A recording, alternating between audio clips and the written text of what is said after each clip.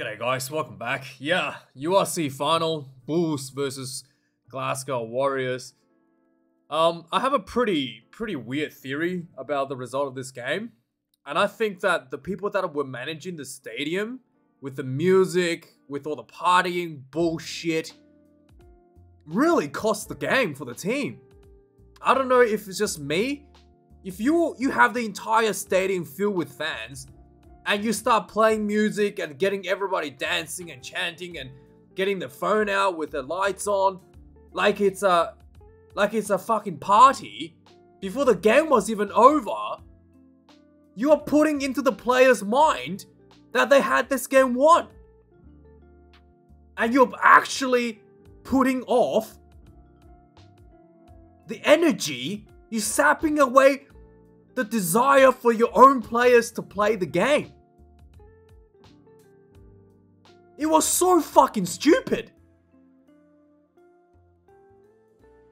It's like trying to study for a final when your neighbor is having a party next door. How do you expect you to focus your studying? It's the same here. How do you expect your own team to perform when you have the stupid idiots managing the stadium sound system, constantly blasting party music like you've already won the game? It was utter stupidity. And sure enough,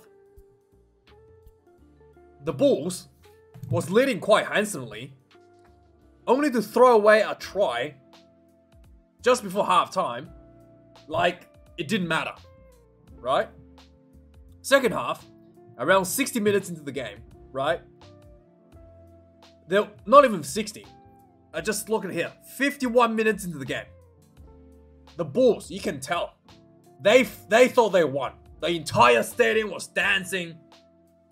They just wanted to stay ahead and collect their trophy. It was almost like there was 5 minutes left on the clock, the way they were playing. And they were leading by like 3 tries. And yet the game had just started. The second half had just barely started. And they were desperate to try to hold on to their points. Had a penalty. Went for the 3 points immediately. And Glasgow, boy, they were here to play rugby. Their imports didn't travel thousands of miles to immigrate from Australia or South Africa to live in Scotland, to come all the way here to lose.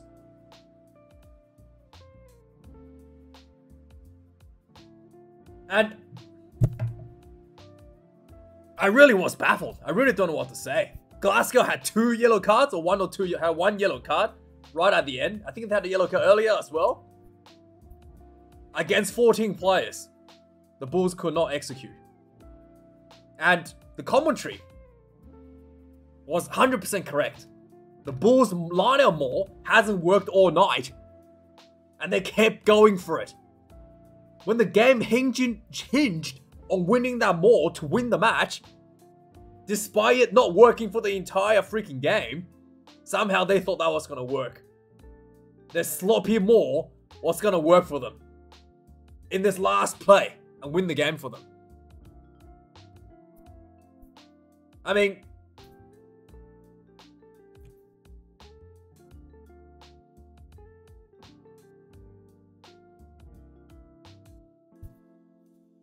you can hear the frustration in the commentary. It's like, why are they going for the maul? This is not working. Do anything else. They have a play in the bin. The fly half was in the bin. There's an overlap out wide, and you're insisting on going for the maul, where you had no advantage for the entire game. There's not even a forward missing. The space is outside where the backs are. I don't know, man. Very disappointing. Very, very disappointing. And I had it written down here. Second half. 10 minutes in. I was like, is the Bulls celebrating too early? Sure looked like it. Sure looked like everybody was in party mode. Glasgow was there to play rugby. Man. Very disappointing. Very, very disappointing. Let's have a look at the stats. And just like, I mean, why would I personally hate all the fucking singing and shit at rugby matches. Just watch the fucking rugby. Why does there need to be people singing? You can sing afterwards. It's not a fucking concert. I didn't pay money to go to a fucking concert. I'm here to fucking watch rugby. Anyway, it's probably just me. It's probably just me. I apologize. It's probably just me. I think people do go there and enjoy singing and stuff. It's just me though. But, man. It was horrible. Horrible to manage. And I have no doubt the players were influenced. Were completely put off by the singing. Thought they had won the game. Still 30 minutes left on the clock. It's just unbelievable. Anyway, let's have a look at the match stats. 1 try for the Bulls. 3 for the Glasgow Warriors. Despite having more possession of the Bulls, wasn't able to score any tries because they were just happy to... They thought they won. Just kick 3 points and wait to celebrate. 8 clean breaks, and most of these came from the second half for Glasgow. 37 defenders beaten. Most of this came from Glasgow Warriors in the second half as well. Not to mention, number of tackles, 99 made, 12 missed tackles. This is like test level, almost test level of defense. And look at the Bulls. 37 missed tackles out of 135. What? I mean, why wouldn't they score 3 tries? The Glasgow Warriors were fundamentally very sound team with good line, like much better scrum than I was expecting. I thought the scrum was gonna be a one-way street for the Bulls, considering last week's performance against Leinster. Now, the Glasgow did their homework, studied the opposition. They were struggling at times, but they had moments where they came back and they correct themselves. In fact, by the second half, they weren't losing the scrums. They were getting the edge ahead of the Bulls. Also, handling was much better from the Glasgow Warriors. They were pretty adventurous, able to spread the ball left and right on the field with pretty good accuracy, especially in the second half, and really stretching the Bulls' defense. And the Bulls, let's go for the more, guys. Because we don't want to drop the ball, right? Oh, boy. Yeah, penalties conceded as well. 7 against the Bulls, 13 against the Warriors. Despite that, Bulls wasn't able to convert that into a win. Yeah, I don't know what else to say, guys. Let's have a talk about what happened. So, there was a penalty immediately from the kickoff, a minute into the game, and Bulls just went... Let's take 3 points. I hate team taking 3 points immediately. I understand why teams do it. I know, sometimes teams are not like feeling a bit nervous and they want to just kick 3 points to settle the nerve a little bit.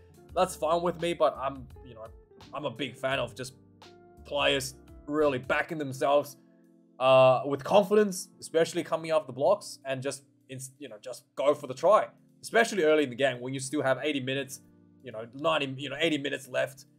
And you can just, even if you don't get the try, you have time to correct whatever's wrong. Like if your more wasn't working, if this first opportunity went for the more, it didn't work, you can learn from that. You can improve from that. And maybe by the end of the game, that final more that you're going to need to win the game, it's going to work because you've been trying to solving the problem, right? If you just keep kicking penalties, you're never going to see what the problem is with your more. Finally, you need to score more tries to win the game. That's not going to happen. So yeah, I really don't like this sort of decision, but I know a lot of teams do it. And especially, test matches is obviously a bit different because, the levels are quite much, the team levels are much closer. And presumably, they've done a lot of homework.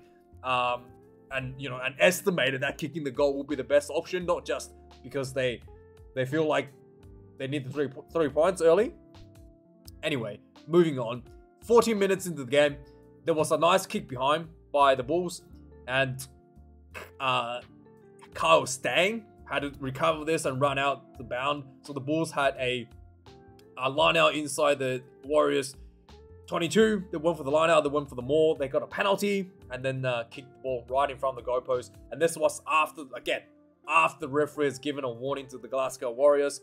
If they had just kept on pushing, they probably could have got a penalty and a yellow card. But nah, take 3. The 23 minutes of the game, Bulls had another opportunity for a penalty that went for the line out. That didn't quite work. There was the prop looked like went over the try line. There was it was held up, right? And then Bulls was able to get back into the 22 with another penalty immediately after this. And then yeah, they basically the line out went out. They faked the maul, which was good. Didn't go for the maul. Guess what? They scored the try. They didn't go for the maul. Marco van Staden took a run in the middle of the field, and then he was like tackled. He got up back on his feet, put the ball down, picked it back up, and then kept running. And there was like 3 players on it. Really good individual effort. Went over for the try. 13 points to 0. Just before halftime, it looked like the Bulls was pretty happy to just go into halftime with 13-0. And Glasgow came out and they went to their bread and butter. They had a penalty. They went for the maul. And yeah, it was just it was pretty far out as well. One of the players, I think it was Ferguson, had the ball, just like ran through and got tackled short, and then just pick and go. And then Cunningham crashed over for the try for Warriors. And the Bulls was already looking like in celebration mode. 16 points to 7. It's only half time. Second half, 54 minutes in the second half. You can just tell the pressure was completely off at this point from the Bulls. And the Warriors kind of feeling this. Everybody's got their phone out, singing and partying, and nobody's even watching the rugby, I guess. There's fireworks going off. My goodness, it was bad. And yeah, Warriors had a penalty. They went for the line out. They went to their bread and butter. Went for the maul. Try time. Really nice setup. Long, nice long maul setup. And tight. And yeah, clinically executed. Try time, 16 points to 14. And then 59 minutes into the game, Glasgow was looking much more energized. Even at this point, you're 2 points ahead. The Bulls still had like no intensity, still looking like they've already got the game in the bag.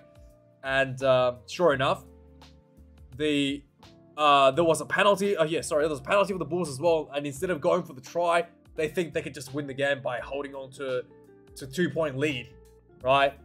They kicked the penalty, got the 2-point lead, 16 points to 14. And then 62 minutes, and then yeah, the Warriors was running the game, was getting intercepts, had a couple of big opportunities to defuse, and finally, you can sense it coming 62 minutes. The Warriors just built some really nice faces, some crash ball down center of the field, shifting the ball left and right with good handling. Eventually, quick ball down the side. The Kyle Stang was down the side, and then he threw it back in field to Hugh Jones. And yeah, Hugh Jones cuts in for the try. 16 points to 21, and still 20 minutes left. Plenty of time for the Bulls to win the game. But now it's kind of like, yeah, even at this point, to be honest, the Bulls still kind of not really executing that like they need to. They did get the penalty around 67 minutes. They went for the line out. This was they couldn't get a line out. They were penalized for a neck roll and lost the opportunity. 70 minutes, Bulls were penalized again for taking out the player in the air. Warrior tried to kick this one a little bit too short, couldn't get there. 73 minutes in the game, another turnover. There was a really good turnover for the Bulls from just outside their own 22, and Johan Huessen kicked this one dead. It was like 85, 90 meters. He kicked it dead. I mean, boy, that was bad. And yeah, finally, about 3 minutes left. It was yellow card to the number 10, Tom Jordan, I think his name was, or whatever his name was. And yeah, Tom Jordan. And the Bulls had one last chance to win. The commentary is saying, don't go for the maul, don't go to the maul. They went for the maul. Didn't get anything out of it. Got a penalty. Went for the 5 meters line out. Commentary's like, don't go for the maul. Bulls went for the maul again. And everybody was desperately piling in, trying to push it over. And the maul went down, wrapped up, couldn't come out. Game over. Yeah, let me know your thoughts, guys. I thought it was, yeah. Anyway, thanks for watching, guys. Like, comment, subscribe, and very disappointing. And congratulations to the Warriors and the bunch of some of the Aussies. You know, Jack Dempsey getting the wing here, really nice for him. Patrick Tuipulotu as well, an Aussie is there. So congratulations to those blokes. I think there's a couple of Kiwis and a couple of South Africans there as well. Carl Stang, a South African, and yeah, congratulations to the exports. And yeah, thanks for watching, guys. Like, comment, subscribe, and see you later.